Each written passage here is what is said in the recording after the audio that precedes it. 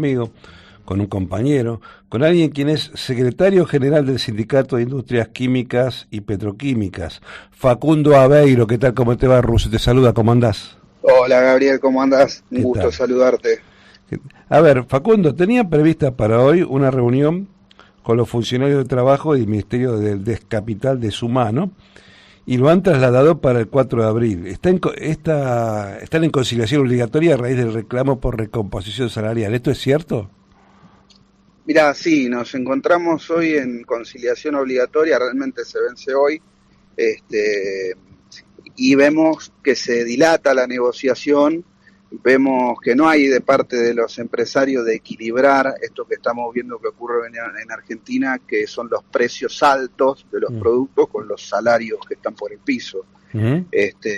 Y dentro de este contexto vemos cómo juegan con los tiempos, que es jugar con la desesperación de los trabajadores, ni más ni menos. Seguro. ¿Cuánto es el desfasaje que tienen los salarios de los trabajadores de la industria química y petroquímica? Y mirá, eso depende de las mediciones que tomemos. Mm. Hoy en día nosotros venimos con un sistema que va siguiendo mes a mes la evolución del IPC, Mm. lo que hace que los trabajadores no pierdan tanto poder adquisitivo en comparaciones a negociaciones anteriores. Lo que pasa es que estamos teniendo un problema. El IPC empieza a medir, a ver, lo que el IPC mide, uno después no lo ve reflejado cuando va al supermercado, cuando va Claro. a la carnicería o a la verdulería a comprar.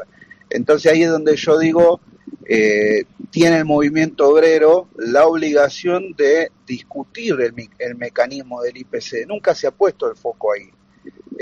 Ahora yo escucho a algunos compañeros que se quejan de que el IPC no refleja la realidad, pero hay que ser sincero que ni ahora ni antes lo hacían. Y que casualmente los que están manejando el IPC, entiendo, son las mismas personas, Sí. ¿no? Ahora, yo estuve hablando en los últimos 15 días con diferentes gremialistas, ¿sí?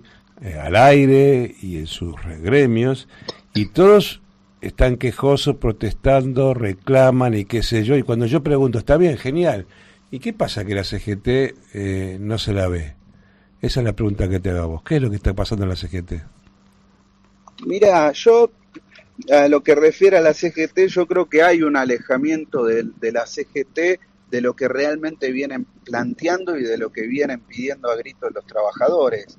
Por eso es que también muchos trabajadores hoy tienen una visión negativa de la CGT y muchos de los trabajadores afiliados a los sindicatos han votado a Milei en las elecciones. Ujú. Esto tiene que ver con ese alejamiento de la CGT. La CGT uno interpreta que con todo el respeto que uno tiene por la organización, ¿no? Pero uno ha visto cómo se ha mimetizado más con el kirchnerismo y cómo ha ido corriendo atrás de intereses de grupos minoritarios, de sectores minoritarios de la población. Ujú. Y el resultado ha sido que hoy tengamos a los libertarios gobernándonos. Ujú. Eso tiene que ver mucho con las acciones que ha tomado la CGT. Por otro lado, yo creo que la CGT tiene que hacer este planteo del tema del IPC, del salario y las paritarias, pero debería la CGT por ahí a través de un plenario de secretarios generales y no que sea un grupito reducido de compañeros quienes conduzcan y más ante una situación tan crítica, se debería hacer un plenario y de ese plenario deberían salir las acciones a tomar, pero avalado y respaldado por todo el conjunto del movimiento obrero. Por ejemplo, recordemos cuando allá por el 75, en el contexto del Rodrigazo, donde se habían desde el gobierno se habían impuesto medidas muy parecidas a las de ahora, buscando los mismos objetivos, que son reducir el déficit fiscal, bajar la inflación.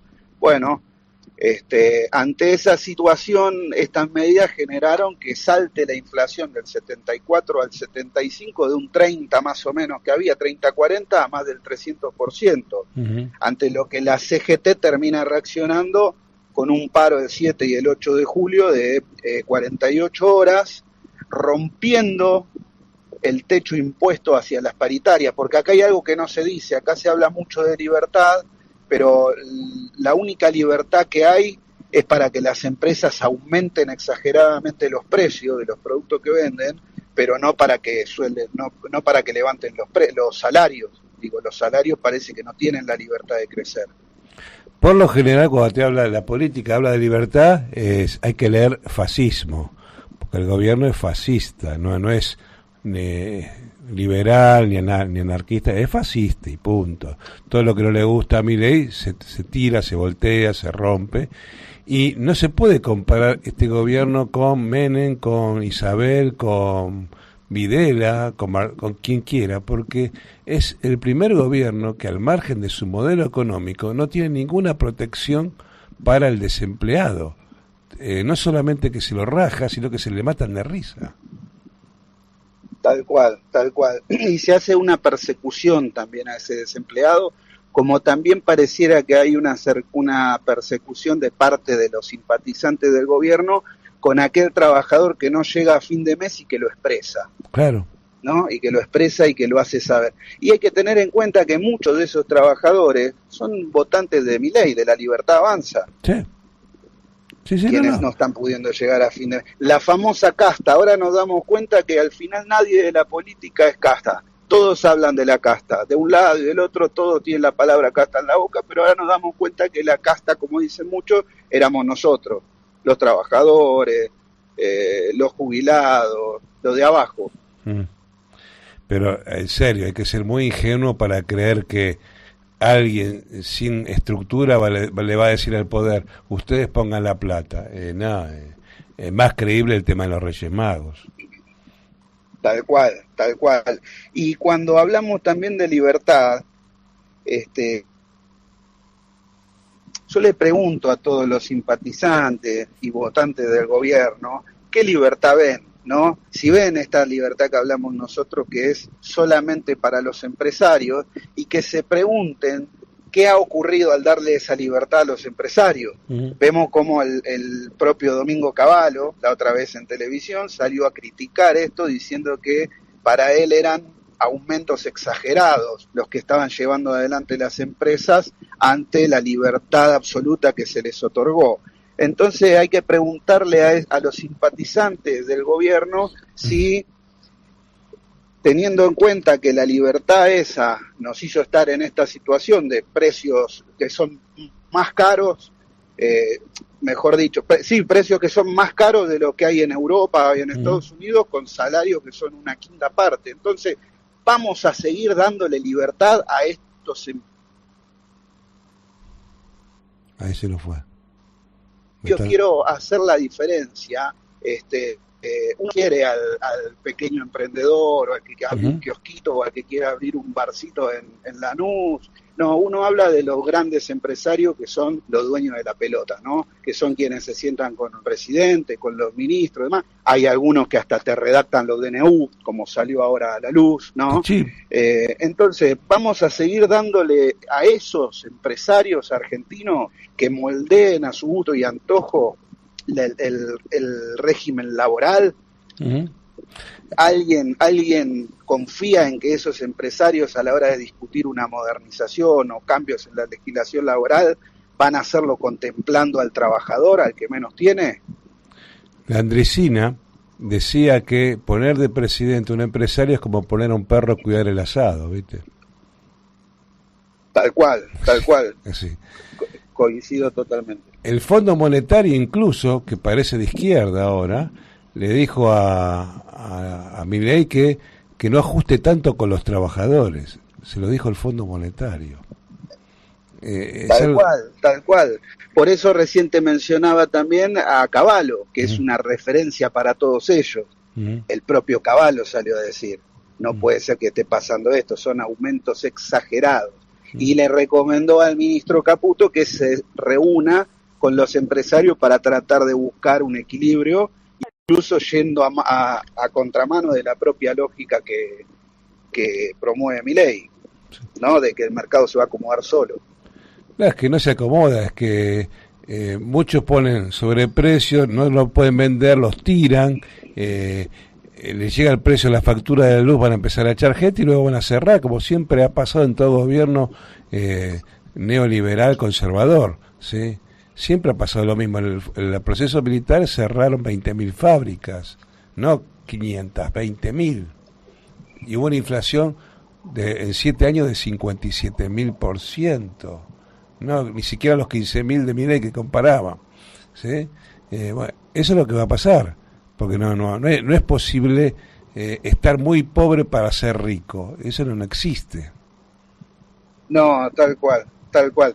Y han logrado insertar en la cabeza de la sociedad, de gran parte de la sociedad, esto de que hay que sufrir mucho ahora para estar bien el día de mañana, ¿no? Eso es verse toda la vida. Así eso te iba a decir, hace cuánto tiempo nos vienen diciendo lo mismo a los argentinos y venimos sufriendo hace cuánto tiempo y jamás llega el mañana donde estamos. Mirá, hay un monólogo de Tato Bores del año 91 que dice eso. Bueno, del año 91. De 32 años para atrás, No sé 3 años para atrás. A ver, es mentira. Uno se tiene que sacrificar, pero de la pobreza no sale la riqueza. Eso está claro. Facundo, a ver, vos como gremio, ¿hay algún plan de lucha? ¿Qué piensan hacer?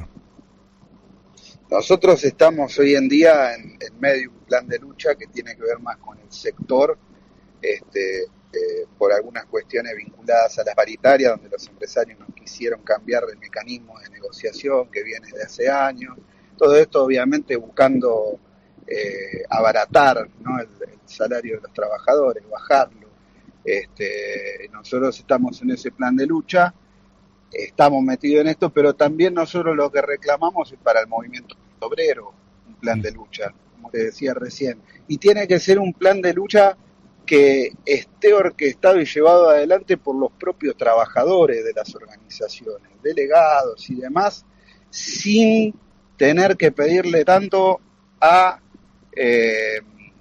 otros sectores, por así decirlo, ¿no? Porque eso termina después desvirtuando. Cuando vemos que la mayoría de la sociedad rechaza algunas cosas que tienen que ver más con los gobiernos anteriores, y por ahí más que nada con el de Alberto, ahí es donde uno ve que la salida es netamente con los trabajadores y tiene que ser lo que se vaya a hacer, movilización o paro, estrictamente sindical, y no con tantos otros sectores que hoy por ahí son un poco rechazados por la mayoría de los trabajadores.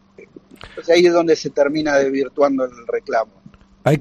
No hay que hablar más del 17 de octubre, hay que recrear el 17 de octubre. No hay que pedir permiso para hacer una marcha, ni una huelga, ni una protesta. Hay que ser espontáneo y plantársele. Si no, después agendar un paro, como va a hacer la CGT, la gente va a decir, uy, sí, también tal día no va a trabajar, el gobierno dice, bueno, está bien, dale, y no va a cambiar nada. Tal cual, tal cual. Lo que pasa es que para llevar adelante un nuevo 17 de octubre, nos hace falta tal cual.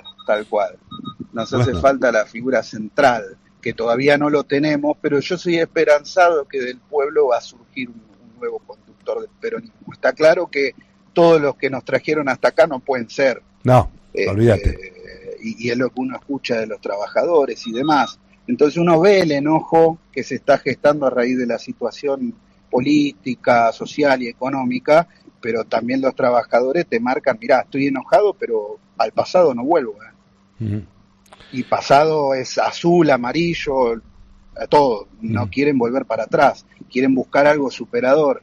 Y ahí es donde el peronismo tiene una oportunidad histórica, digo yo, una oportunidad única para volver a resurgir, pero tiene que ser sobre la base doctrinaria.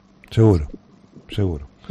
Facundo Beiro, secretario del Sindicato de Industrias Químicas y Petroquímicas, gracias por tu tiempo aquí en Comunas AM en Radio Belgrano.